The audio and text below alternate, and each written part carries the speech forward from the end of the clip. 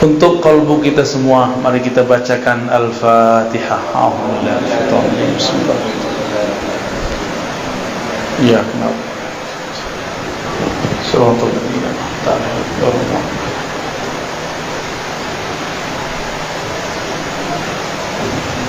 Ya, ini ada whiteboardnya, ada spidolnya nggak? Ada. Yaudah, tahan dulu deh berapa ya. Qalbu bahasa Arab artinya sesuatu yang berubah. Satu.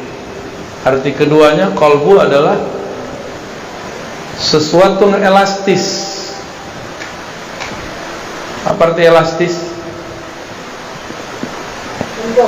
Lentur. Itu maknanya. Berubah-ubah, elastis. Apabila qalbu mengalami suatu kerinduan sekarang, bisa jadi nanti tidak, gitu. Maka mumpung sedang rindu, sampaikan lafaz-lafaz kerinduan, salawat kepada baginda Rasulullah sallallahu alaihi wasallam. Kadang sholat nggak khusyuk, di saat sholat khusyuk, sholat selama-lamanya, karena mungkin itu tidak terulang lagi seumur hidup.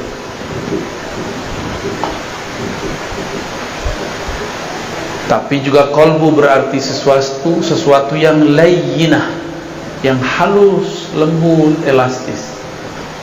Apabila dia dibiarkan mengeras, dia menjadi tiada rasa, dia menjadi tidak peka, dia menjadi tidak bisa dirubah. Jadi ciri-ciri qalbu bermasalah, dia tidak bisa tersentuh oleh kalimah, tidak bisa merasakan getaran-getaran nama Allah. Itu namanya qalbu yang qasi, qaswah. Jadi qalbu kita ini kalau sudah keras, mirip kayak liver keras. Dia nggak bisa lagi menyaring, tidak bisa lagi menyaring cairan di tubuh kita. Apa yang terjadi? Penyakit-penyakit batin akan masuk dan menjadi karakter. Maka hadirin hadirat yang dimuliakan Allah, qalbu ini sangat penting. Karena ia penting, Allah membahas tentang qalbu lebih dari 100 kali dalam Al-Quran. Lebih dari berapa? Kalau sholat cuma 55 kali atau 50-an Allah nyebut kata sholat, ditambah dengan sholawat mungkin tambah. Tapi kata qalbu bisa berlipat-lipat kali lebih banyak daripada sholat. Artinya apa? Kalau kita sholat tanpa qalbu, sholatnya tidak bermakna. Zakat, infak, sedekah kalau digabung 80-an. Aqimus shalah wa atuz zakah, dua beriring-iringan sekitar 26, 27 atau 28 ya. Tergantung indeksnya, cara membaca indeksnya. Lebih sering qalbu, lebih sering qalbu. Qalbu masih 100-an. Ini baru cuma 28, 26. Apalagi haji umrah cuma 2 kali dalam Al-Quran disebutkan. Lalu kenapa kita jadi agen umrah tidak menjadi agen qalbu? Atau umrah dengan qalbu? Belum ada ya. Bicara qalbu bukan bicara suci, sok suci. Justru bicara qalbu membicarakan bahwa kita ini bukan suci. Saya ngomong ini gak suci. Jadi jangan dibayangkan kalau udah ngomong qalbu kita ini jadi orang yang sangat bersih, sangat suci. Enggak. Semakin bicara qalbu, semakin sadar bahwa di qalbu ini ada kotoran. Kalau sudah mulai muncul kesadaran, maka kita tidak sempat membicarakan qalbu orang lain. Dari semua ayat itu, ada yang paling dahsyat. Allah mengatakan tentang karakter-karakter yang gampang kita pahami dari sifat-sifat manusia. Pertama, karakter orang yang beriman. Orang beriman itu karakternya satu saja. Idza dzukirallah wajilat qulubuhum. Disebut nama Allah, kalbunya bergetar. Coba sebut nama Allah, Bapak Ibu. Allah gitu. Ada getaran enggak? Hah? Kayaknya enggak ya. Berarti nyebutnya enggak pakai idza dzukira. Dzukira bahasa Arab. Itu beda dengan zakara. Dzukira itu artinya disebut. Kalau zakara menyebut. Beda ya? Itu artinya talqin. Talqin zikir itu menjadi penting. Harus ada guru yang menyebut di depan kita. Maka ketika ada yang menyebut itu, nama Allah disebut-sebut di hadapan orang beriman, lalu masuklah kalimah itu dalam kalbunya, dan kalbunya bergetar. Wajilat. Kenapa disebut wajilat? Apa arti wajilat?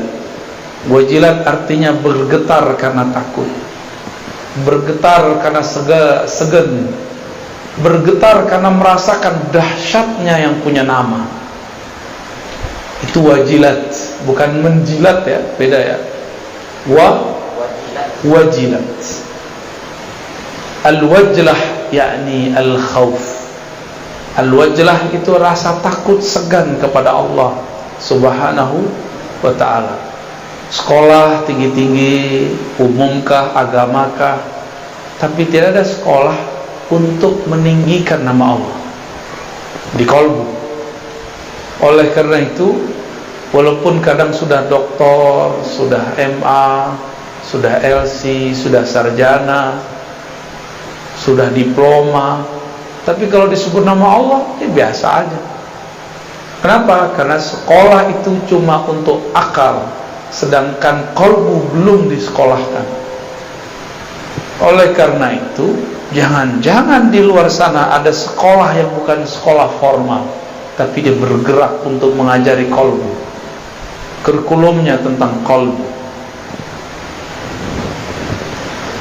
Jika kalbu itu disebut sesuatu yang bergerak-gerak, sesuatu yang berubah-ubah, maka kalbu ini kadang bergerak normal, namanya kalbu yang sehat. Disebut nama Allah, dia bergetar, geraknya normal. Tapi kadang-kadang kalbu itu disebut nama Allah, dia tidak tergerak. Jangan-jangan di dalamnya tidak normal. Jangan-jangan di dalamnya ada penyakit. Ya.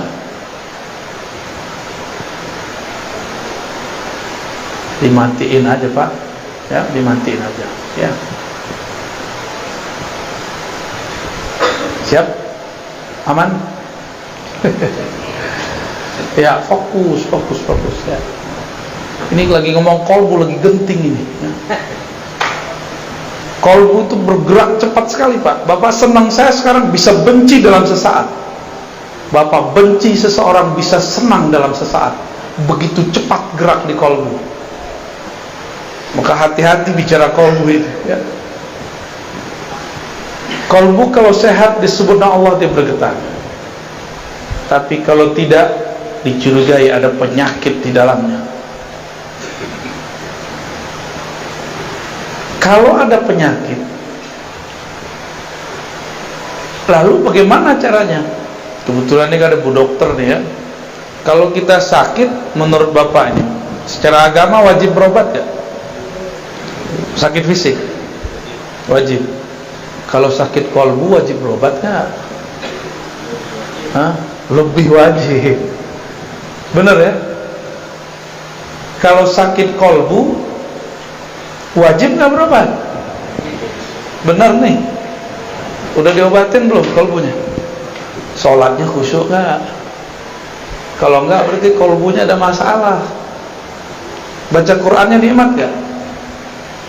Jangan-jangan di lisan kalbunya ada masalah. Ada sariawan. Baca la ilaha illallah nikmat gak? Atau cuma mengikuti tradisi?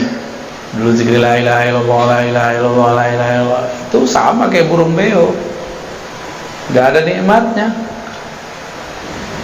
Di sini makanan khasnya apa Pak? Yang paling enak? Tempoyak. Durian yang sudah itu tuh, yang sudah kematangan itu ya, itu bahasa halusnya. Bahasa kasarnya yang sudah busuk. Tapi kalau diolah jadi enak ya. Oke. Bumbunya apa? Cabai, bawang, oke. Ada orang buat tempoyak tapi nggak pakai bumbu, gimana? Dia sebut ini tempoyak loh, tempoyak loh. Kiranya kawan belajar lewat YouTube, belajar lewat buku, begini cara buat tempoyak. Kita icip, rasanya nggak jelas. Dibilang tempoyak bau doyan busuk. Dibilang busuk, kok ada bawang-bawangnya, kok ada asam-asamnya. Kita nanya, ini siapa yang buat? Ternyata yang buat tidak pernah belajar kepada orang yang bisa membuat. Itulah nasib orang membicarakan agama, membicarakan ilmu qalbu, tapi tidak berguru kepada ahli qalbu. Dia berkata kepada orang, inilah agama, ternyata isinya tiada. Itu banyak hari ini. Itu banyak hari ini. Ingin menikmati la ilaha illallah, tapi tidak dengan teknik dan bumbu-bumbunya. Jadi bumbu la ilaha itu ada, bumbunya istighfar. Penikmatnya apa? Yang bikin lezat, micin, tahu micin ya? MSG. Kalau kita masak tuh ada masako, apalagi tuh? Ajinomoto, jadi iklan ya. Itu bumbu-bumbu membuat nikmat. Sama-sama tempoyak, tapi jika bumbunya berbeda, yang buat berbeda, hasilnya beda. Oke, sekarang ada dua orang sama-sama pintar buat tempoyak, bumbunya sama, rasanya tetap beda? Tetap beda. Itulah yang membuat kenapa ada orang tertarik dengan satu zikir si fulan tapi tidak tertarik dengan zikir si fulan yang lain. Sebab cara mengolahnya berbeda. Ya.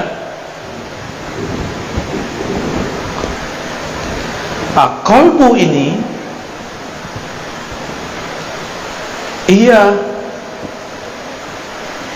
secara gerak digerakkan antara jari-jari Allah. Kita tidak tahu makna jari, kita serahkan maknanya kepada Allah. Tapi kalau disebut jari, ini jari Bapak Ibu, gampang dipegang nggak? Bisa dilempar nggak? Bisa dibuang. Apabila kalbu ada di antara genggaman-genggaman Allah, maka kalbu ini hanya bisa dikuasai oleh Allah. Jadi kita sendiri tidak bisa menguasai kalbu. Bapak ini bilang, ibu ini bilang, saya hanya senang ini, saya benci si fulan. Ternyata ketemu dia kita tersentuh. Bisa nggak begitu? Sering. Dulu saya nggak suka durian, tahu-tahu dipaksa sama orang, siapa dulu, orang tua apa kakak saya dulu, masukin ke mulut, jadi cip-cip enak. Bentuknya nggak enak, tapi pas dicoba enak. Kadang-kadang begitu Pak.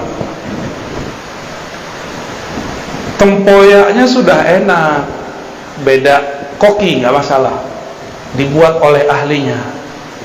Tapi lidah kawan sedang sariawan, bisa nggak menikmati?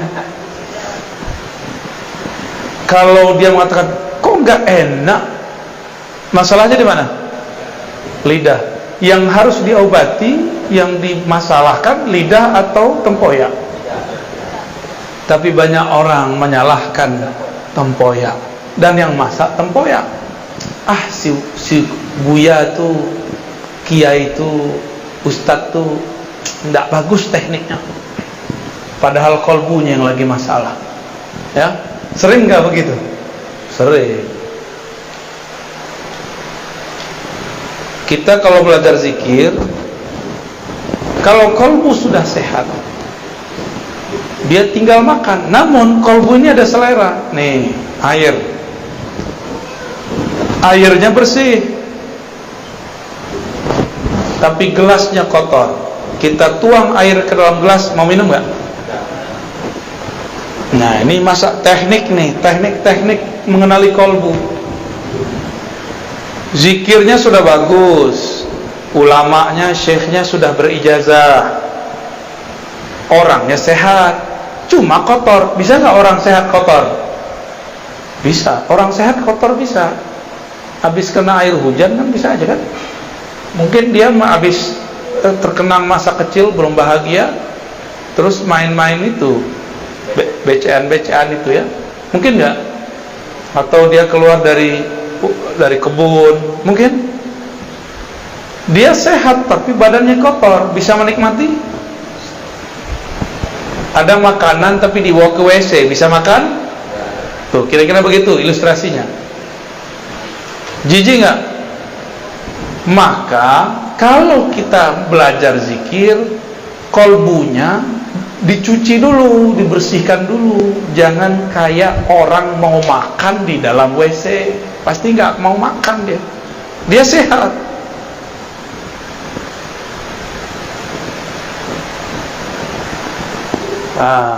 Airnya bersih, orangnya udah sehat, kolbunya udah sehat, tempatnya sehat.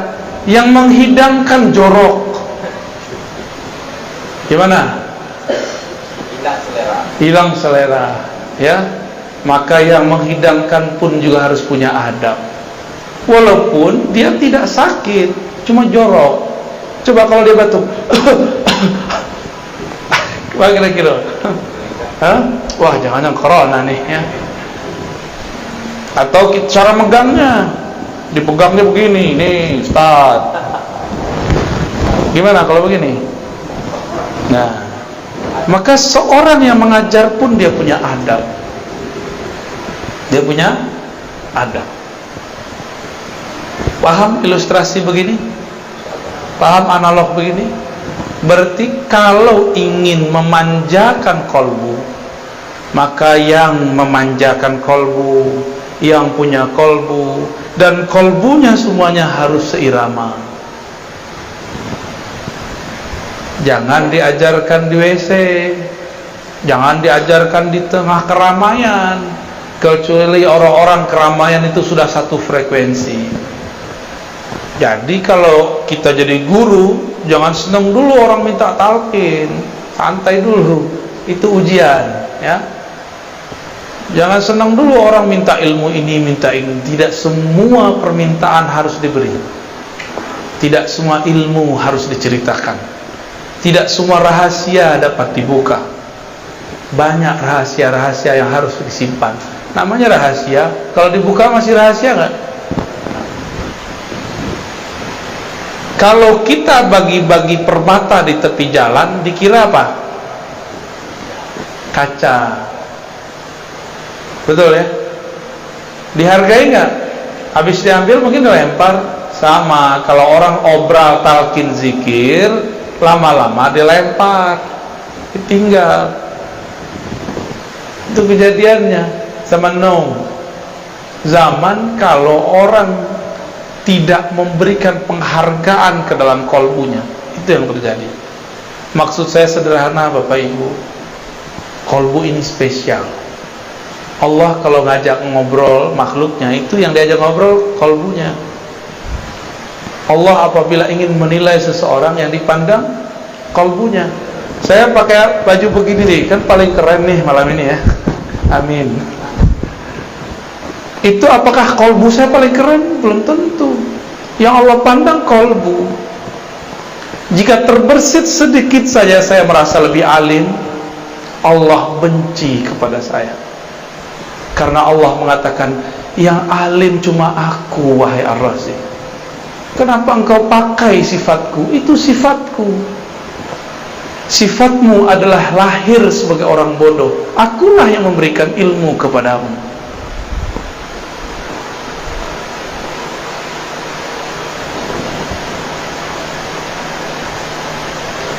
Rasa nikmat zikir adanya mirip dengan kita kalau makan. Nah, ini pertanyaan nih Bapak Ibu. Kalau makan tempoyak, enak itu di tempoyak, di lidah, di piring, atau di orang yang nyajiin?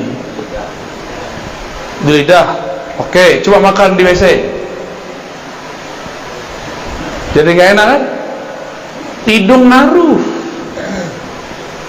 Tempoyaknya enak, tempatnya bersih, orang datang, makan semua. Mau nggak? Langsung berdiri kita, nggak jadi makan, ya.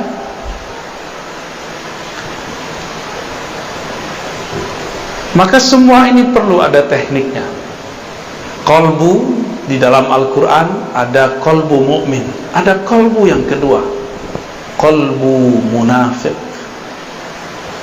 Saya setiap hari menuduh diri saya munafik, karena di hati lain, di pikiran lain. Cuma sudah terburu jadi doktor, dipanggil Buya, Tuan Guru, akhirnya terpaksa lah ngajar.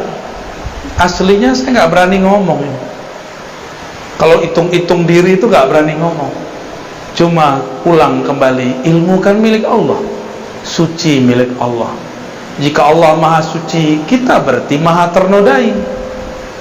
Maka dengan itulah saya datang kepada Allah dan saya minta izin, ya Rabb, ana abdukal faqir al-muznib. Ya Allah, aku hambamu banyak dosa, alim pun tiada, ya, makom tinggi pun tidak, tapi orang husnuzan.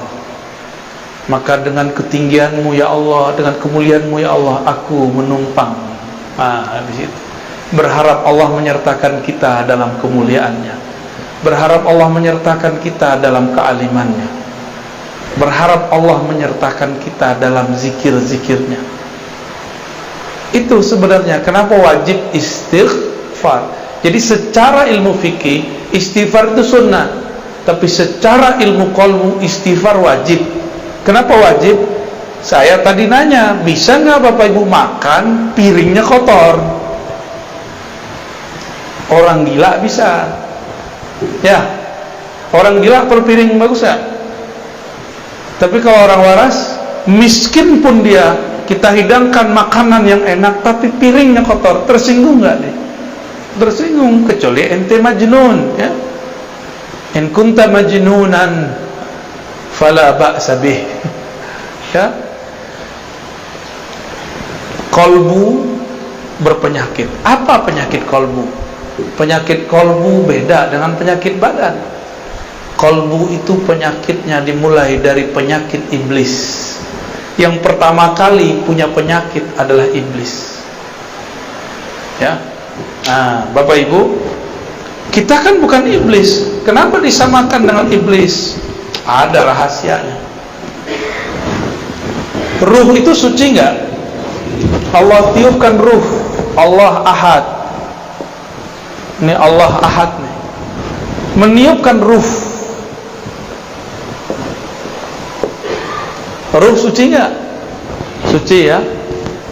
Lalu Allah tiupkan lewat malaikat ruh kepada badan.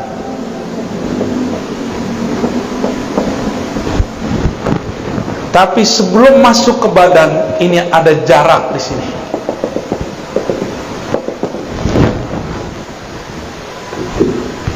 Di saat inilah kemudian di sini ada hijab-hijab. Dalamnya bukan main, tebalnya tiada terkira. Disinilah diuji ruh. Dia dicelupkan ke dalam syahwat. Ini syahwat namanya ini.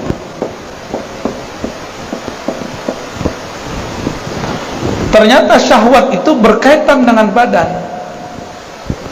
Semua yang ada di sini berkaitan dengan badan.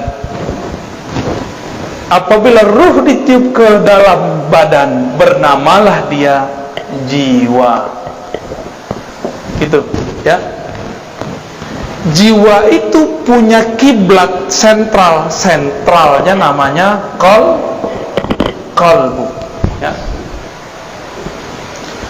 Asalnya ruh ini suci, tapi dicelupkan ke dalam syahwat, maka syahwat itu terkait dengan badan. Ketika Allah tiupkan ke dalam tubuh ini, nyatu dengan otak. Di otak ada syahwat nggak? Keinginan rendah. Jadi syahwat bahasa Arab artinya keinginan rendah. Nyatu dengan mata. Di mata ada syahwat. Mata senang lihat yang jelek atau yang cantik, yang gagah, yang indah. Indah itu apa? Ya, kalau bagi Bang Adam alaihissalam, indah itu Hawa. No, Adam namanya orang PPR. Ya.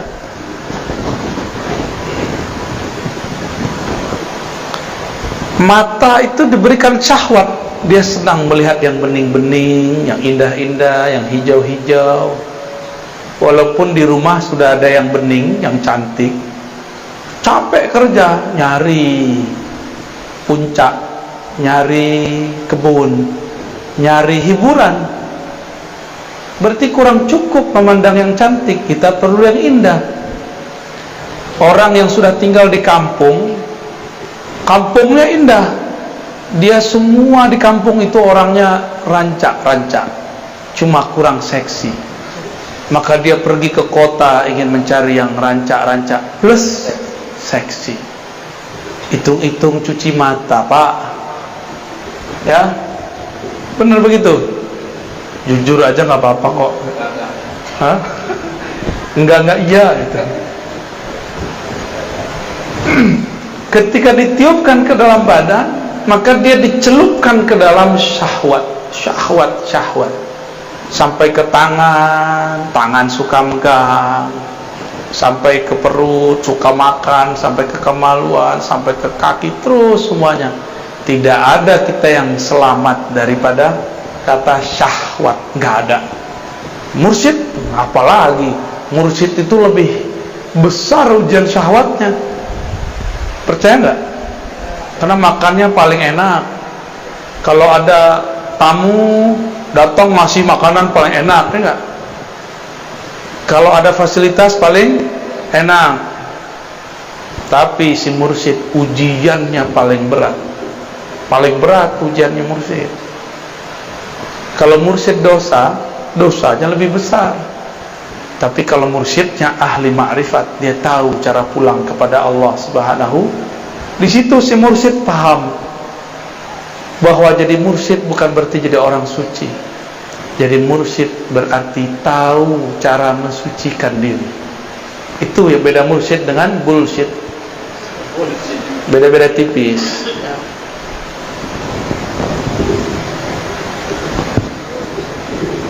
Ketika tubuh membalut ruh, maka tubuh punya energi nafsiyah atau jiwa yang membuat dia masih terhubung dengan ruh ini, itu qalbunya. Karena ini adalah hembusan Allah. Allah memandang dari ruh ini kemana? Dipandangnya kepada qalbu. Jadi dekat gak antara ruh dengan qalbu? Dekat sekali. Karena qalbu itu ada karena ruh. Jika Allah menurunkan ilmu lewat ini, itu namanya laduni.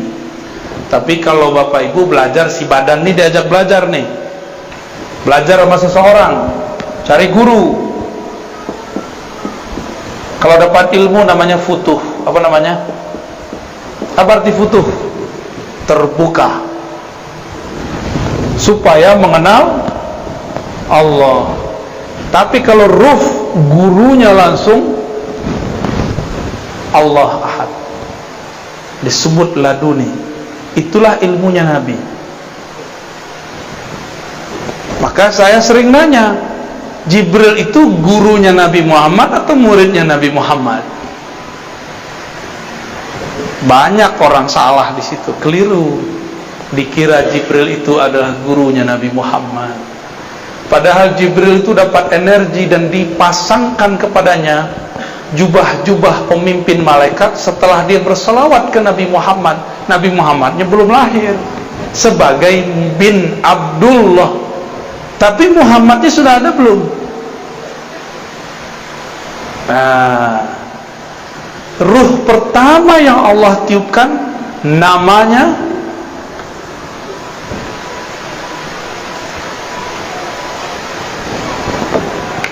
terima kasih. Ahad ini Allah Ahad ya. Kul huwallahu. Allah meniupkan wahyu ruh pertama. Hembusan pertama Allah itu namanya mirip-mirip Ahad tapi ditambah dikit mim. Ahmad. Jadi apa beda antara ruh pertama dengan Ahad? Mim.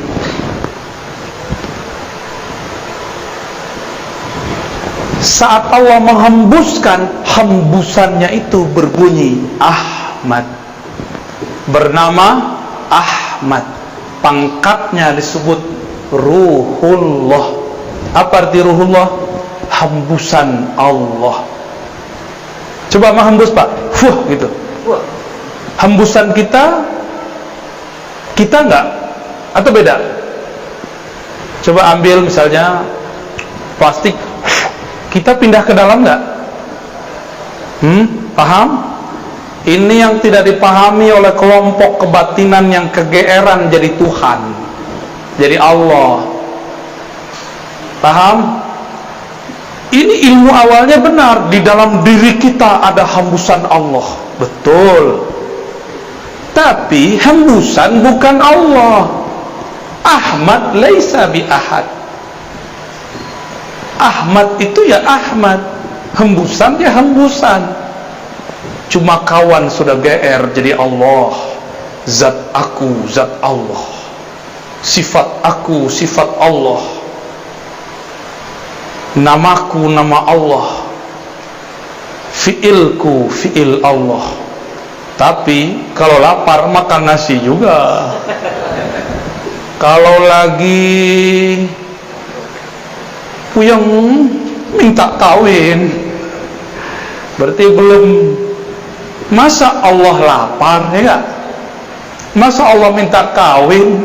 Kan dalam Allah ini tidak perlu sahibah. Sahibah itu artinya pasangan. Allah itu gak perlu anak bini. Ini teguran keras nih bagi yang berzikir, berkalam, bermakrifat dengan makrifat iblis.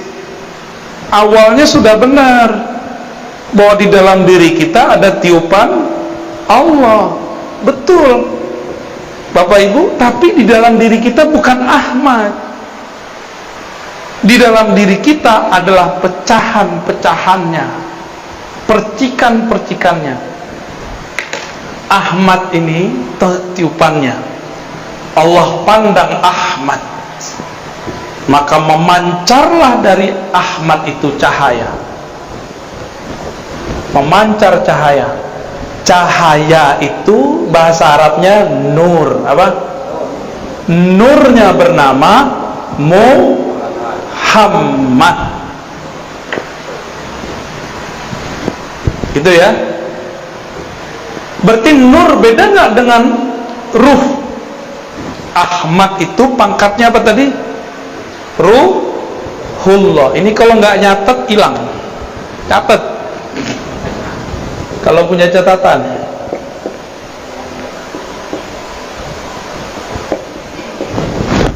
Kalau nggak ntar pulang catat ya. Masih saya ingat nggak? Waduh, buka YouTube. Antum cerdas juga ya. Aneh gaptek juga lupa kalau ada YouTube.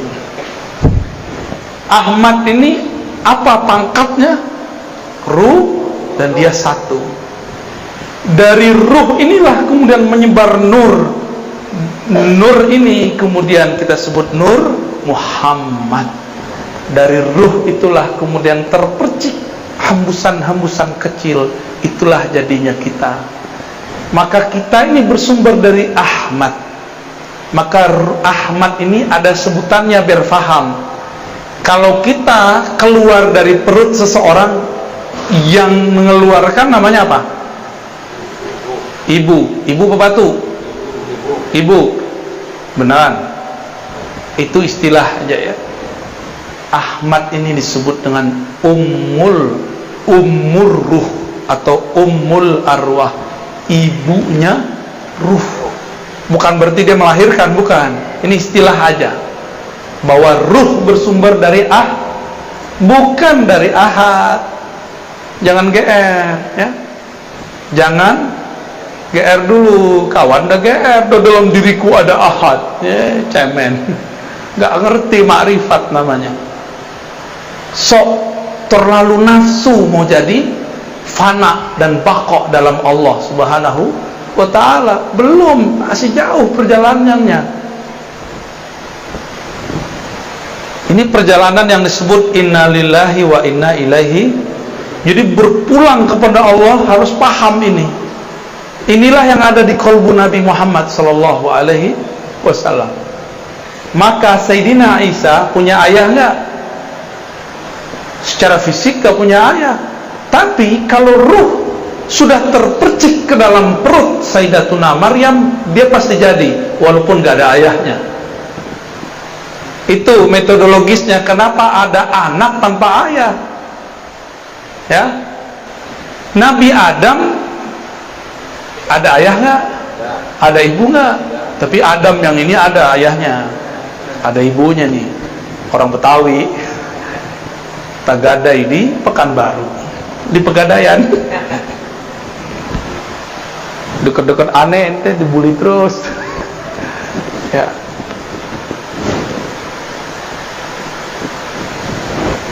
Percikan ruh Ahmad itu yang intinya setelah Allah genggam beberapa bagian tanah, lalu Allah pindahkan salah satu bagian daripada inti Ahmad yang disebut Nur Muhammad kepada tanah tadi.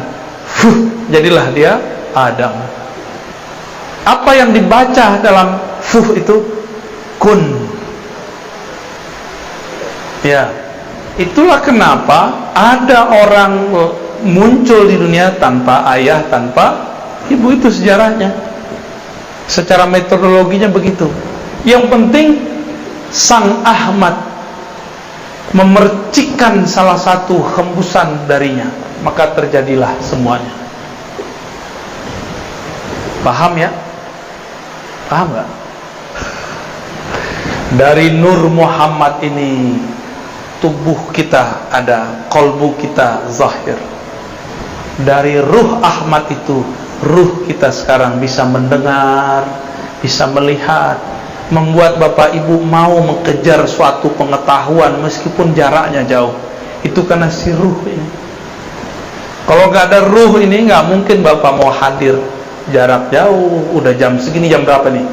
10:30. Karena ruh ini gak ada harinya dia.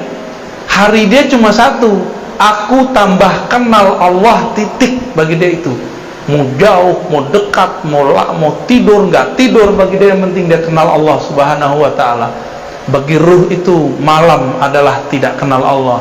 Bagi ruh itu siang adalah saat mengenal Allah Subhanahu wa ta'ala. Nah ini dia. Barulah kita terpancar dari sini semua.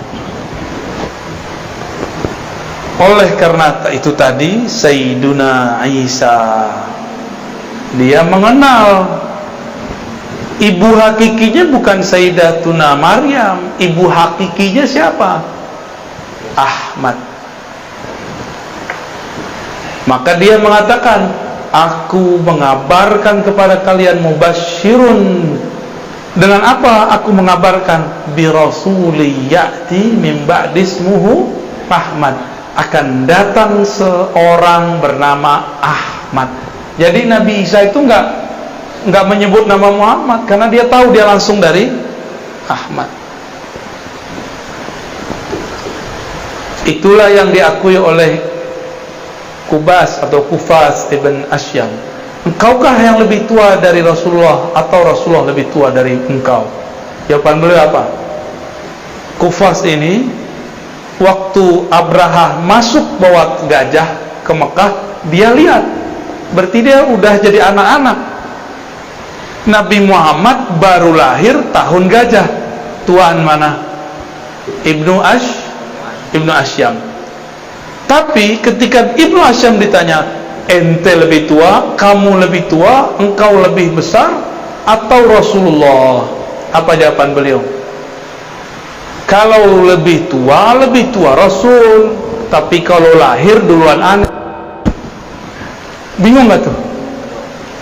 Lebih tuaan Rasulullah, tapi kalau lahir tuaan aku.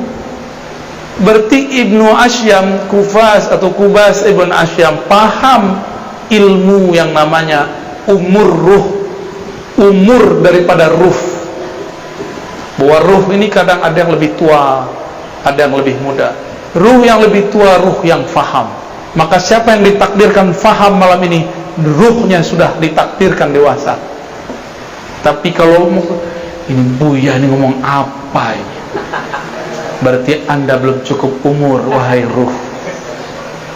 Selamat belajar lagi. Nah, dari sinilah kemudian muncul alam semesta, ya. Alam. Kita di alam ini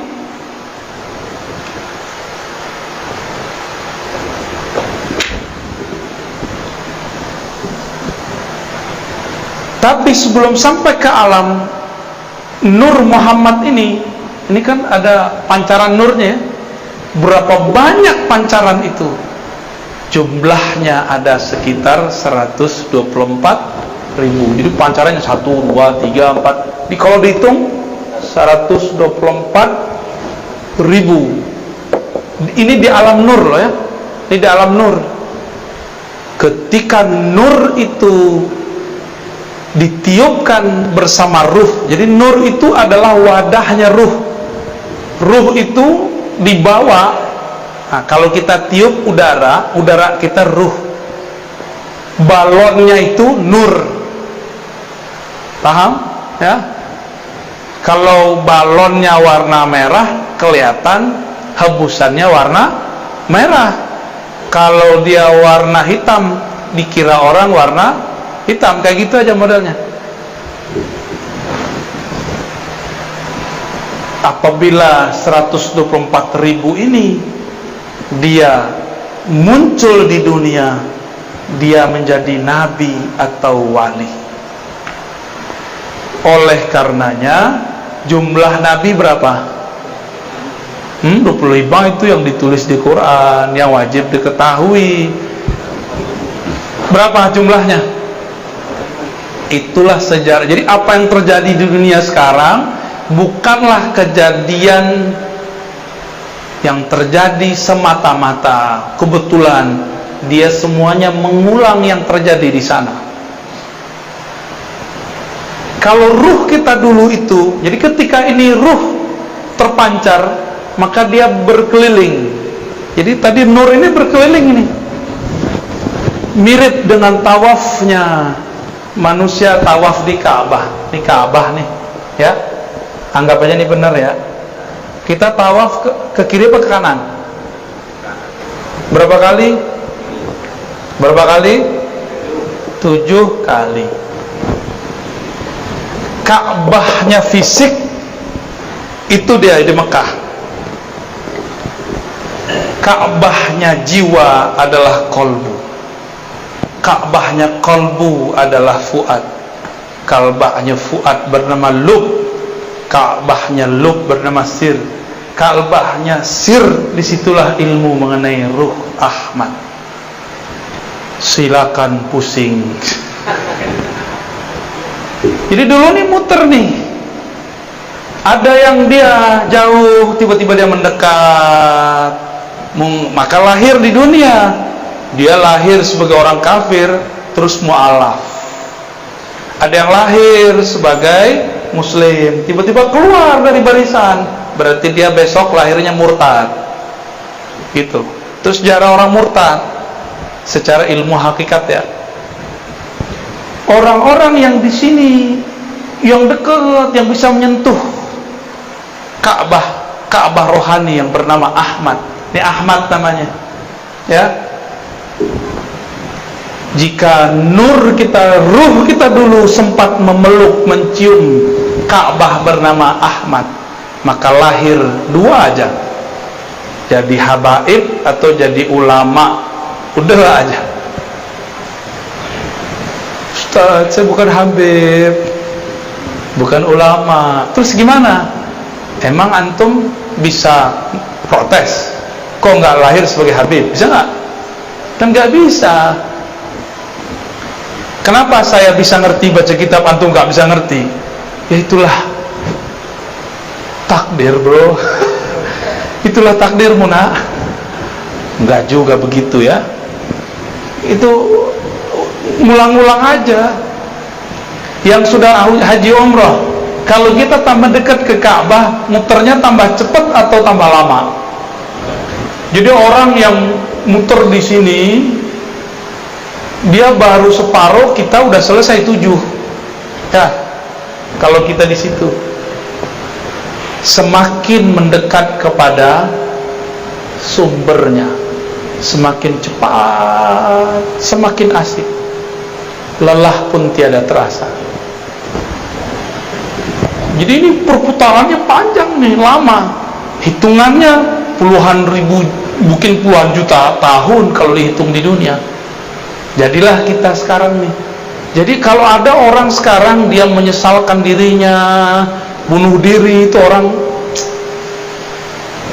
gak paham itu. Kalau dia muncul di sini, itu anugerah besar. Ya. Pasang alarm, tadi katanya jam 11, tahu-tahu dirubah, nasikh mansuh. Padahal jarang pegang. Handphone itu yang penting bagi saya alarm. Kalau bapak ibu untuk apa? Komunikasi. Waduh, canggih ya. Ada nggak handphone to Allah? Boleh dihapus, Pak? Ya, silakan dihapus. Berkah antum bahas ya. Ini minum dulu ya, paling enak. Nah ini kan nikmat begini nih. Antum nggak minum, mana minum? Yang minum ruh apa jiwa? Hah? Yang minum ruh apa jiwa? Mulut. Nggak enaknya diliatin. Kalau kita ada kumisnya tentu ya. Bismillahirrahmanirrahim. Mantap. Yang begini nggak ada di Jakarta nih. Kayaknya harus dibungkus banyak. Nggak suruh datang lagi. Yang buat abang aneh.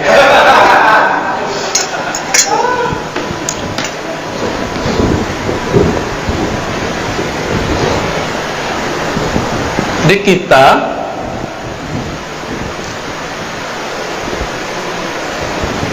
yang ada ini, kalau ada nur Muhammad yang asli di dalam, bukan bayangan nur, bukan pantulan nur, pasti mencari ilmu tentang ini. Maka saya berhusnuzon yang hadir ini di dalamnya ada percikan nur itu. Amin, alhamdulillah. Apa kata Nabi? Allahumma ja'alni nura, ya Allah jadikan aku adalah nur. Padahal beliau memang sudah nur. Ibu Rasulullah mengatakan, ketika engkau lahir, hai Muhammad, aku melihat nur. Jadi Nabi Muhammad lahir, mohon maaf nih Bu Dokter, percaya apa enggak ya, waktu lahir Aminah tidak melihat darah, yang dia lihat cahaya. Ada nggak makhluk begitu? Ya ada. Maka saya sering nanya nih, Nabi Muhammad nama Nabi Isa, Nabi Muhammad dan Nabi Isa, muliaan mana? Nabi Muhammad lebih mulia atau Nabi Isa? Nabi Isa punya ibu siapa? Maryam. M. Nabi Muhammad punya ibu namanya Aminah. Nabi Isa dimanjakan ibunya karena ibunya mengandung Nabi Isa. Gimana cara Allah memanjakannya? Ini mohon maaf nih Pak Amir Halim, kalau Bu Dokter dulu lagi ngidam dicariin nggak? Cariin ya. Hujannya dicariin. Di ujung negeri aja dicariin.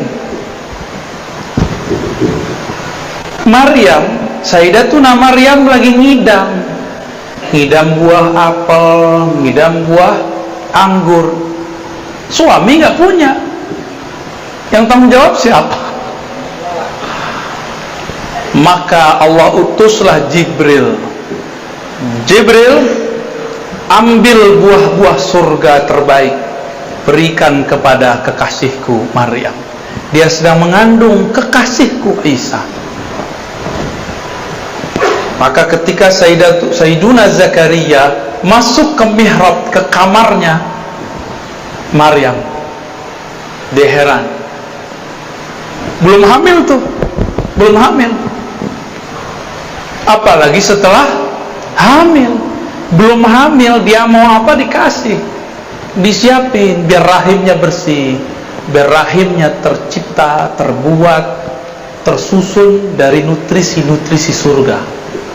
Ditanya sama Nabi Zakaria, anna laki hadza, wahai anakku, kira-kira begitu, anak ponakan maksudnya ya, dari mana engkau memperoleh buah-buah ini? Apa jawabannya? Dari sisi Allah subhanahu wa ta'ala, maksudnya dari sorga. Jika Sayyidatuna Maryam dimanjakan Allah, disiapkan untuk mengemban, untuk menyimpan di perutnya Nabi Isa, apalagi setelah hamil. Kira-kira Allah mungkin nggak memperlakukan lebih sempurna kepada Aminah? Mungkin itu wajib. Kalau versi saya wajib. Muliaan Nabi Isa atau Nabi Muhammad? Beneran? Ya. Kalau Nabi Isa dipersiapkan ibunya dengan makanan-makanan surga, kira-kira Aminah gimana? Lebih dahsyat lagi. Lebih dahsyat lagi. Itu maksud saya. Cuma riwayat-riwayatnya memang banyak yang kemudian tidak terekap dalam kitab-kitab hadis. Hanya direkap oleh sebagian ulama sirah nabawiyah. Tapi lumayan itu membantu. Malam pertama Maryam Aminah hamil, langsung didatangi oleh Sayyidina Jibril. Apa kata Jibril? Wahai Aminah, yang engkau kandung itu bukan Isa, Nabi Bani Israel, bukan Musa, bukan Ismail. Yang engkau kandung itu adalah Muhammad, Sayyidul Alamin, Sayyidul Anbiya wal Mursalin, penghulu alam semesta, penghulu para nabi, penghulu para rasul. Berarti Aminah sebelum Nabi lahir udah percaya belum? Jadi yang pertama beriman itu dengan kenabian kerasulan Nabi Muhammad itu adalah Aminah, bukan Khadijah, bukan Abu Thalib, bukan Abu Bakar, bukan. Yang pertama siapa? Aminah. Cuma ada orang kurang ngajar hari ini ya. Mereka bilang apa? Orang tua Nabi masuk berdasarkan beberapa hadis-hadis yang bisa dikritisi pemahamannya. Oke. Nabi Isa dipersiapkan tubuhnya oleh Allah, masuk ke dalam rahim yang mana pemilik rahimnya Maryam memakan buah-buah surga. Itulah sebabnya Nabi Isa tubuhnya kuat. Hanya Nabi Isa yang diizinkan Allah nanti bunuh Dajjal. Kenapa dia doang yang kuat? Tapi di atas dia ada Mahdi. Al-Mahdi itu pewaris langsung Nabi Muhammad. Jadi nanti Nabi Isa kalau lihat Mahdi yang kelihatan sama dia Nabi Muhammad. Sirnya itu, wah ini Nabi Muhammad nih. Tapi kok mukanya beda dikit ya? Cuma dilihat nasabnya, oh masih nasab Nabi Muhammad. Terlihat nama dia itu Nur Ahmad, Nur Muhammad Sallallahu Alaihi Wasallam. Itulah rahasianya kenapa saya tulis Muhammad di atas, Isanya di bawah. Al-Mahdi itu nanti pewaris, ditaruh pewaris itu kanan di kiri aja ya. Mahdi, Al-Mahdi. Walaupun dia bukan seorang nabi, tapi dia mewarisi nabi, pemimpin para nabi. Gimana kira-kira? Makanya Nabi Isa tetap jadi makmum. Nabi Muhammad juga nggak kelihatan, Al-Mahdinya ada. Nanti yang jadi makmum tetap Nabi Isa, yang jadi imam tetap Al-Mahdi, karena dia pewaris mutlak Nabi Muhammad Sallallahu Alaihi Wasallam. Pewaris mutlak. Jika Nabi Muhammad ada pewarisnya Al-Mahdi, Nabi tadi ada berapa jumlahnya? 124 ribu. Di akhir zaman inilah yang akan berjuang, namanya wali. Jumlahnya berapa? Yang besar-besar 124 ribu, selebihnya pasukan tim Hore. Lumayan tim Hore ya. Jangan dibayangkan 104 ribu itu doktor, belum tentu. Ada yang doktor, ada yang enggak. Jangan dibayangkan itu mursyid, belum tentu. Ada yang mursyid, ada yang tidak. Jadi jangan kecil hati dulu. Siapa tahu di antara kita ini ada yang pewaris 124 ribu. Apa kata Nabi? Al-ulama warasatul anbiya. Ulama-ulama itu mengenal Allah, karena itulah mereka dianggap pewaris nabi-nabi yang kenal Allah. Jadi yang diwarisi bukan gelar doktor. Nabi bisa baca kitab kuning nggak? Kitab kuning belum ada di zaman Nabi. Belum ada kan? Belum apa udah ada? Kalau udah ada, berarti bukan Nabi Muhammad tuh. Jadi siapa yang bisa baca kitab kuning di sini? Jangan GR dulu. Antum belum tentu pewaris Nabi Muhammad. Nabi Muhammad itu ummi. Tapi ummi itu ada maknanya, yang bersifat induk. Kalau secara harfiah ummi bisa berarti tidak bisa tulis baca, ya. Tapi secara arti lain apa? Induk, sumber. Jadi kalau saya punya terjemahan lain, An-Nabi Al-Ummi, Nabi yang merupakan induk semua nabi-nabi. Karena beliaulah Nabi 124 ribu ada. Al-Mahdi pewaris Nabi Muhammad. Isa pasti ada pewarisnya. Musa pasti ada pewarisnya. Dengan itulah cara mereka berjuang di akhir zaman. Karena tidak mungkin ada kelahiran kembali.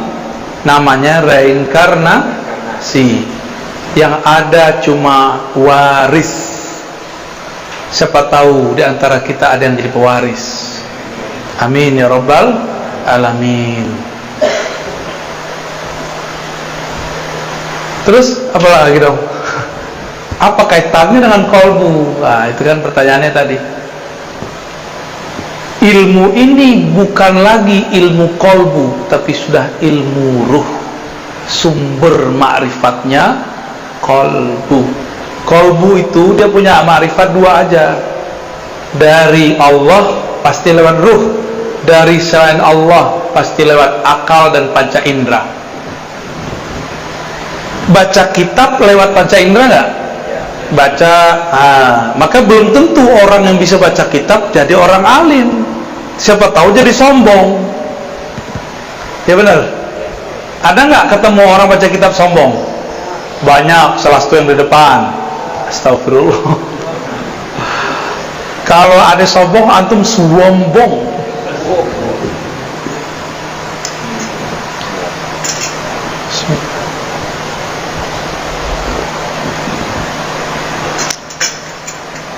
Ada yang iri nggak?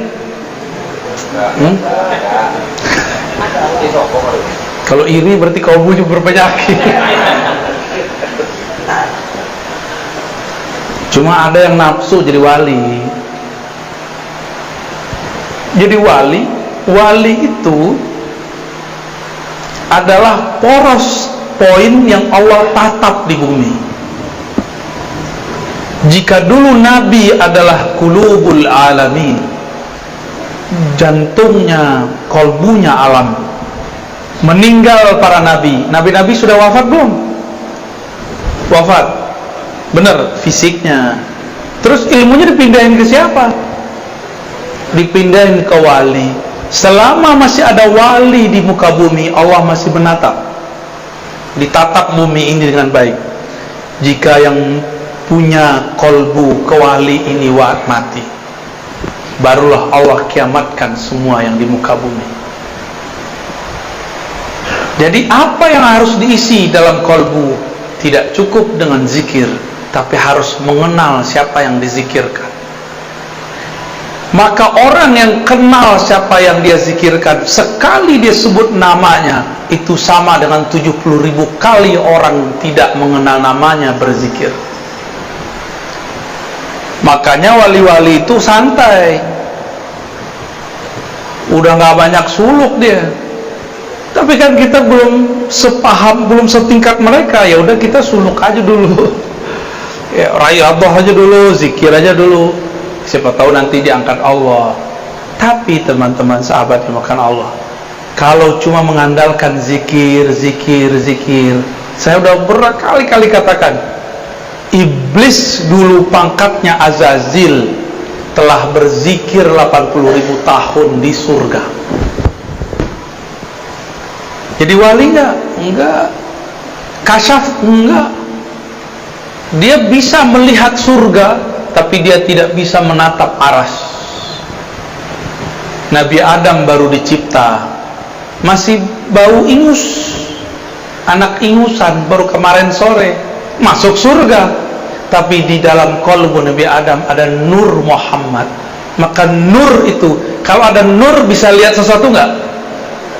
Nah, inilah yang disebut nur. Orang kalau ada nur di kolbunya, dia bisa menatap ada objek kebenaran dimanapun ada. Iblis 80.000 tahun berzikir, tapi zikirnya zikir zulmaniyah. Dia zikir kolbunya belum dibersihkan. Dia zikir sombongnya dibiarkan. Dia zikir merasa sok sucinya terus dirawat. Apa yang terjadi? Tambah zikir, tambah sombong. Tambah ilmu, tambah songong. Kalau sudah sombong, lalu ada orang selain dia diberikan posisi yang tinggi, iri nggak? Maka kalau orang kerja di kantor, dia lihat temannya naik pangkat, dia nggak naik. Temannya dapat jabatan, dia tidak. Dia ngomong apa? Saya kan lebih banyak kerja di kantor ini, kenapa bukan saya? Dia akan ngomong, pinteran aku kali, kenapa dia yang naik? Begitulah terus.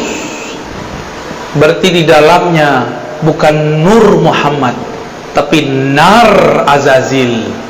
Dua aja manusia itu, kolbunya nur Muhammad atau kolbunya nar Azazil. Azazil siapa tadi?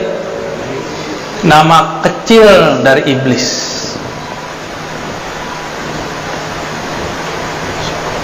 Gimana kira-kira? Yang suka nyolot terus, tahu nyolot, marah puluh, kayak api, nyala terus. Itu nar di dalamnya. Ya. Maka kalau kajian nama yang punya nar Azazil, panas kepala kita. Tapi kalau ngaji dengan yang punya nur Muhammad, kepala boleh panas, tapi kolbu, ruh girang. Ada getaran-getaran indah di dalam. Getaran-getaran kerinduan kepada Allah Subhanahu wa ta'ala. Wali itu kolbunya alam, kolbunya wali tatapannya Allah. Ruhnya wali adalah percikan dari hembusan-hembusannya Allah. Maka jika si wali ini punya kolbu, dia kenal siapa yang dia sebut. Sama seperti yang dikatakan dalam hadis. Ini penutup kajian kita. Apa kata Nabi? Tidurnya orang yang alim lebih bagus, lebih afdol daripada ibadahnya orang yang jahil. Ada orang alim, arif, main-main aja, tapi dia kenal siapa yang mencipta alam. Kenal itu dimulai dari kenal nama. Semakin banyak nama yang dikenal, semakin tinggi ma'rifat. Kalau cuma nama alif lam lam ha, itu baru satu ma'rifat. Allah. Harus kenal lagi Ar-Rahman, harus kenal lagi Ar-Rahim, harus kenal Miminal 99, baru namanya ma'rifatul asma. Baru satu nama diajarin guru udah merasa alim aja. Belum, masih jauh. Ada lagi nama di dalam nama, nama di balik nama. Ibarat manusia, ini baru manusia, belum Allah. Bang Adam ini di sini namanya Bang Adam. Di tempat kerja manajer. Di rumah Abi atau Babi? Hah? Abi ya? Bab Abah. Oh, maaf Bang ya. Semoga kamu sakit hati Bang. Nanti aku obati Bang. Karena dia orang Betawi, masa kecil panggil Tong. Bukan tong sampah, bukan, Tong. Dulu dia suka bersilat, dipanggil Jawara. Jawara lidah. Pinter ngomong, panggil lidah. Di organisasi pangkatnya tinggi, dipanggil ketua. Tuh banyak nama nggak? Kalau saya kenal semua sudut itu, berarti saya kenal dengan orang namanya Adam. Kalau baru tahu namanya Adam, berarti pengenalannya baru satu arah. Paham analognya? Jadi Bapak Ibu, ilmu yang kita dapat sekarang baru sedikit dari yang sedikit. Wa ma utitum minal ilmi illa qalila. Wa ma utitum, tidaklah kamu diberikan ilmu itu kecuali sedikit. Dengan sedikit itulah kita datang kepada Allah. Kalau Allah terima, dia jadi banyak. Ya. Maka Bapak Ibu yang makan Allah, saya yang jahil ini, saya yang banyak dosa ini, meminta kepada Allah supaya Allah ampuni dosa saya dan kita semua. Saya yang jahil ini, yang tidak punya ilmu ini, meminta kepada Allah semoga semua yang hadir Allah jadikan arif billah, kenal kepada Allah. Nggak kenal sekarang, semoga kenal sesaat sebelum wafat. Tidak kenal sesaat sebelum wafat, semoga diri syafaat di saat ditanya oleh Munkar dan Nakir. Enggak juga dapat syafaat ma'rifat di sana, semoga Allah berikan syafaat saat dibangkitkan. Enggak juga semoga dapat syafaat ketika dihisab, ketika ditimbang. Enggak juga semoga Allah kasih syafaat ketika jalan melintasi sirat al-mustaqim, as-sirat. Allahumma amin ya rabbal alamin. Al-Fatihah.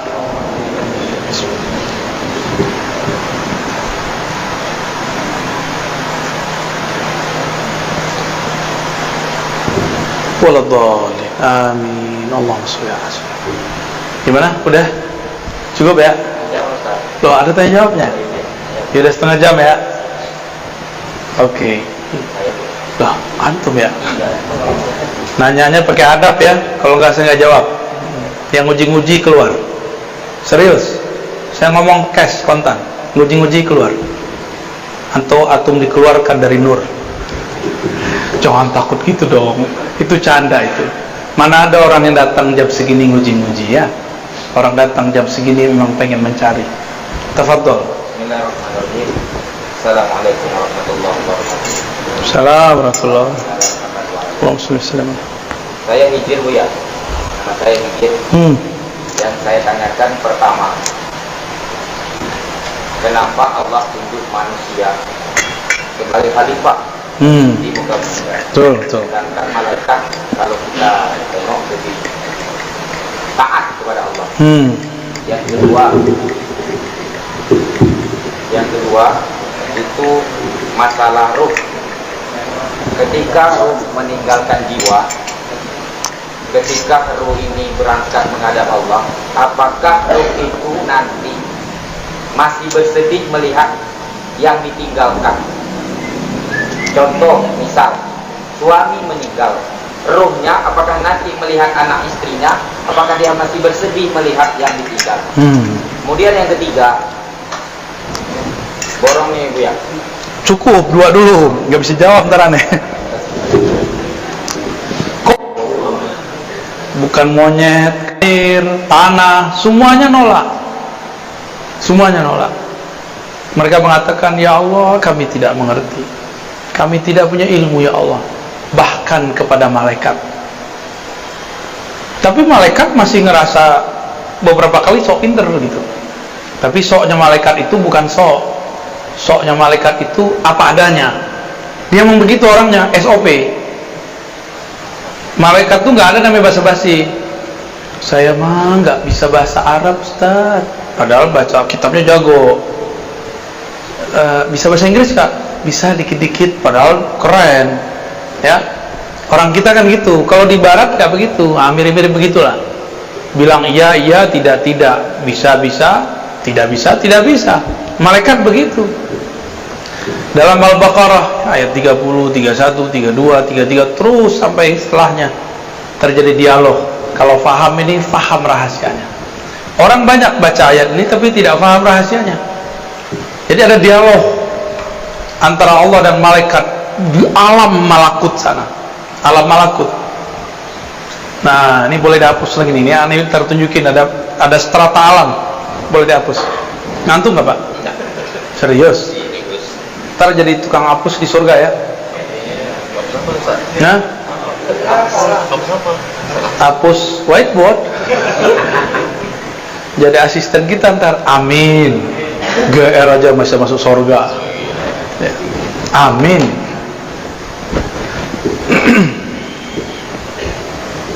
Dialog di alam mana? Ini kita alam nih, namanya alam nasud. Nasud. Bahasa Arabnya gini.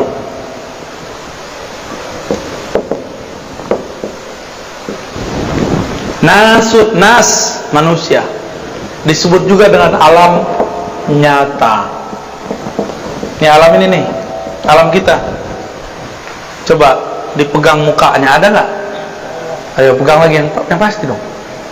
Benar. Itu alam apa tuh? Alam nyata. Bahasa ininya nasud. Di atas alam ini, nah ini ada alam kepalsuan di sini. Ada alam namanya malakut. Malakut kata malak berarti malaikat. Alam malaikat, malaikat. Ini alamnya. Allah berbicara kepada yang di alam malakut. Alam malakut inilah yang disebut, yang berkaitan dengan langit pertama sampai pertengahan langit lah. Ya, langit keempat kah, lima kah itu ya. Apa kata Allah? Wahai para malaikat, aku mengumumkan akan memilih di muka bumi seorang khalifah dalam kurung dari manusia.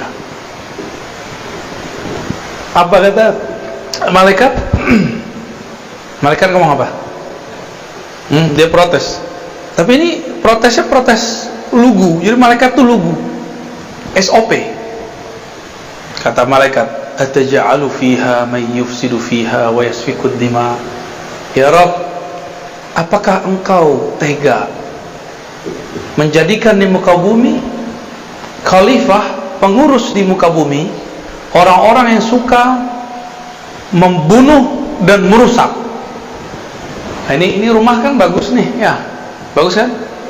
Bener. Ini tembok dari mana nih? Dari pasir. Pasirnya dari mana? Dari sungai atau dari gunung? Gunungnya diuruk pindahin ke sini. Bagi manusia disebut pembangunan, bagi malaikat disebut penghancuran. Paham? Semen. Gresik itu udah nggak ada gunung. Gunung di sono itu semua gunung pasir. Udah nggak ada gunungnya. Bukit-bukit itu udah nggak ada. Saya kan punya teman hidup orang dekat sono, ya, itu udah nggak ada, udah pindah ke Tuban. Di Tuban masih banyak bukit-bukit, itu yang jadi bahan semen Gresik itu, Bukit Kapur ya. Bagi manusia disebut apa? Pembangunan. Tapi bagi malaikat disebut perusakan.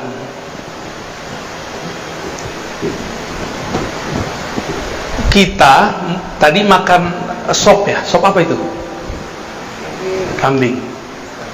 Langsung makan kambingnya atau disembelih dulu? Hah?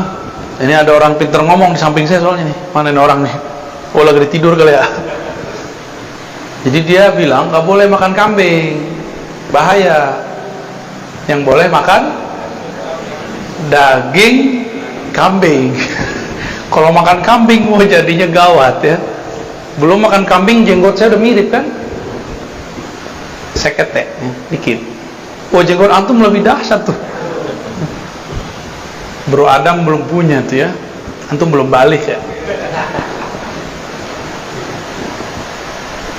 Untuk kita makan, kita sembelih dulu, tertumpahlah darah. Bagi malaikat, ya Allah, apakah engkau tega menjadikan pengurus di muka bumi yang akan bunuh-bunuhin hewan ntar? Bahkan kalau perlu mereka bunuhin orang yang punya hewan itu. Ini kan lagi rame nih ya, politik Indonesia lagi rame, ngungkap-ngungkip yang masalah lama, masa-masa zaman-zaman presiden sebelumnya. Ternyata banyak saksi-saksi yang mati nggak jelas. Ada kasus korupsi, saksi-saksi kuncinya mati nggak jelas, tiba-tiba mati aja gitu. Jadi kalau perlu, manusia itu untuk bertahan hidup nggak hanya nyembelih kambing. Kalau perlu yang punya kambing disembelih. Begitu cara manusia bertahan hidup. Disebut bertahan hidup. Kalau ada buaya dibunuh manusia, namanya perburuan ya. Tapi kalau ada anak kecil dimakan sama buaya, namanya apa? Memangsa. Suka-suka kita aja buat istilah ya. Jadi manusia ini memang menang di istilah. Bener ya? Kalau bapak ibu ini makan ayam nggak? Makan ikan nggak? Kalau ada orang dimakan ikan gimana? Kita beritanya gede ya. Tapi ada nggak berita Bro Adam diberitakan memangsa ikan mujair? Ada nggak? Nggak ada. Kita kalau panen, kita sabet tuh ya, disabit tuh rumputnya, ilalangnya, padinya dipotong, diambil. Bagi kita itu namanya panen. Bagi malaikat ini merusak. Udah jelas kuning-kuning bagus kok dipotong. Ini beda perspektif. Lalu malaikat ngomong. Apa kata malaikat? Wa nahnu nusabbihu bihamdik wa nuqaddisu lak. Di sini ya kita tahu karakter alam malakut adalah karakter zikir. Wirid ya, wiridan mulu, zikiran mulu. Soleh lah ya. Alam malakut ini suka zikir. Maka semua zikir tarekat yang ada lafaznya itu diambil rata-rata dari alam malakut. Jadi kita baca apa nih? Subhanallah. Itu amalannya orang sini nih. Malaikat di sini. Jadi Nabi kalau naik, turun pasti bawa lafaz zikir. Ada zikir yang dipakai oleh malaikat pembawa rezeki. Ada caranya. Mau diajarin? Wah, tangkup nggak, khawatirnya nggak mantap kalau antum yang baca. Ya, kurang yakin soalnya. Nabi turun dari alam malakut. Turun-turun Nabi cerita.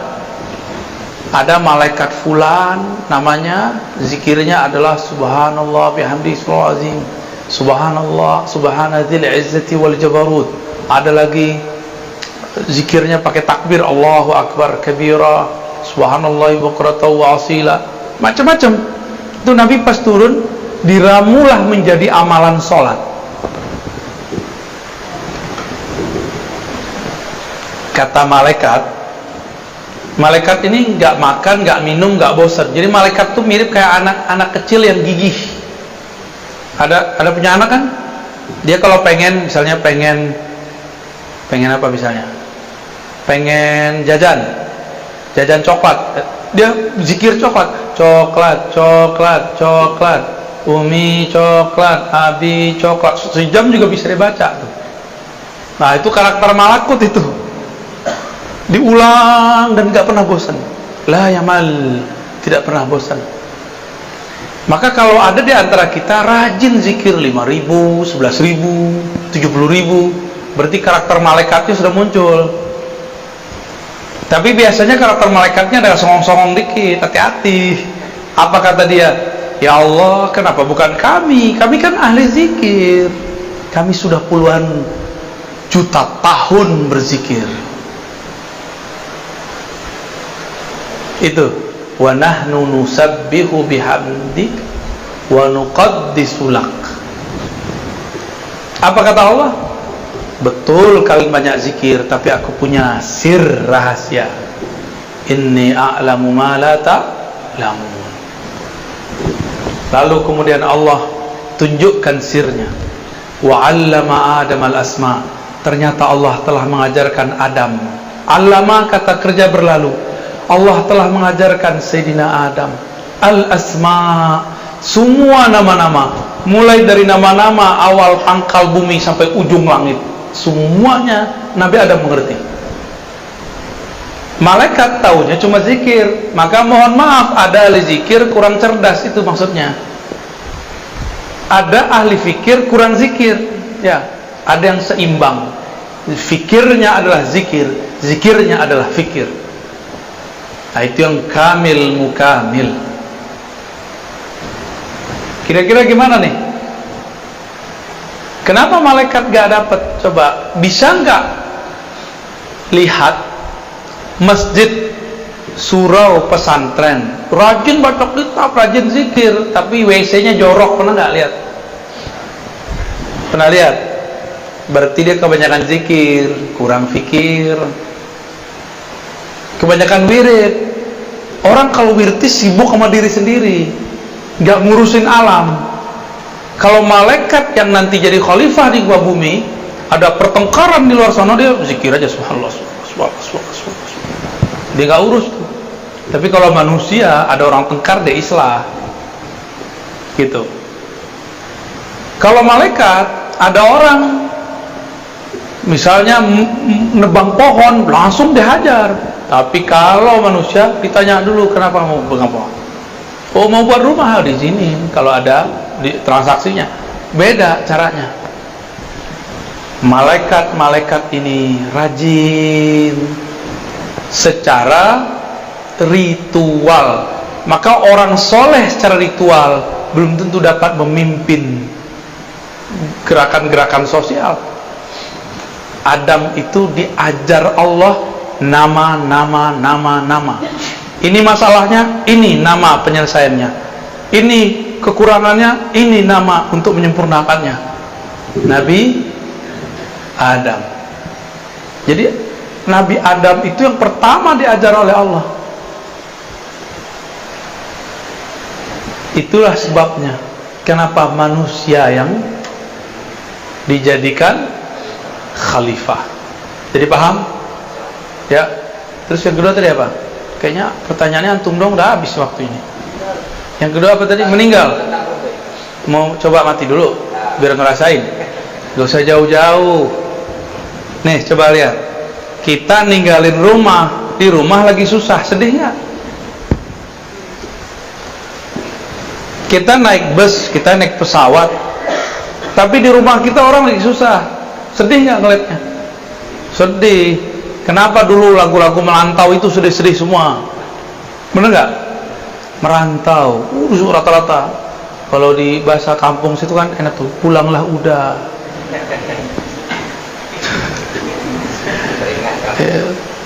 Saya nggak hafal tuh, karena dulu zaman-zaman itu mengharamkan lagu. Jadi sampai sekarang nggak bisa nyanyi, cuma bisa mendengarkan. Kalau sholawat tuh kalau nggak ngeliat teks saya nggak bisa nyanyi.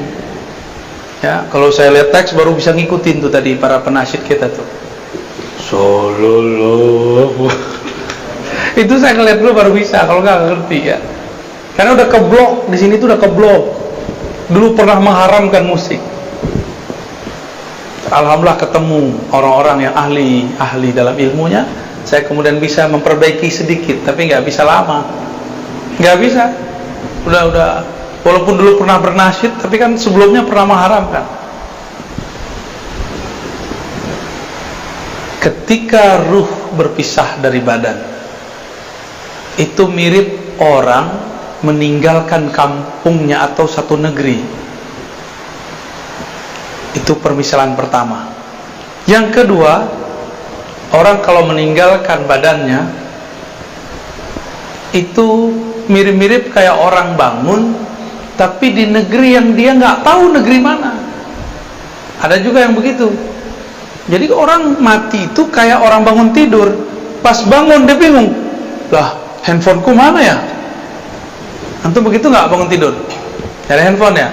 Hati, ntar kalau mati nyari handphone. Dibentak sama malaikat mungkar nakir, hei nyari handphone di sini. Lihat nih gua siapa? Gawat itu ntar. Biasain bangun tidur nyebut nama Allah dulu. Apa bacaan bangun tidur? Itu bahasa Arabnya. Baca aja Allah, Allah, Allah, Alhamdulillah, terima kasih ya Allah. Baru kita nyari handphone. Ya. Nyari siapa di samping pasangan, ya salam ya. Taruh kalau mati bangun di alam sono, kita nyari-nyari biniku, lakiku, nggak ada. Jadi jangan bergantung ke makhluk, gantungnya kepada Allah. Gampang dikalamkan, juga gampang kalau faham bahwa ini bukan urusan otak, ini urusan kolbu. Di kolbu itu bisa selesai semua. Ya, beres. Ya, jadi bisa nangis nggak ruh? Bisa nangis. Ruhnya pergi, ya Allah, anakku masih kecil-kecil ya Allah. Nanti Allah bilang, dah tenang, yang ngasih rezeki aku. Selesai. Kalau kenal Allah, kalau enggak dia pergi tuh nangis. Maka tuh rumah jadi tegang, jadinya nangis aja tuh orang tuh. Beberapa orang kadang-kadang ditunjukkan oleh Allah Subhanahu Wa Taala. Jadi biasain kalau tidur nggak mikirin yang negatif, cukup berpikir positif. Gak usah pikirin besok makan apa, besok kerja apa, jalanin aja. Ya Allah, aku mau tidur. Nasibku esok aku serahkan kepada Engkau. Tidur, baru tidur nyenyak namanya. Tidur nggak nyenyak itu kalau banyak pikiran. Ya, cukup. Udah cukup. Tambuah. Udah satu lagi deh, ada yang dari ibu-ibu nggak? Ada dari ibu-ibu. Cukup. Alhamdulillah.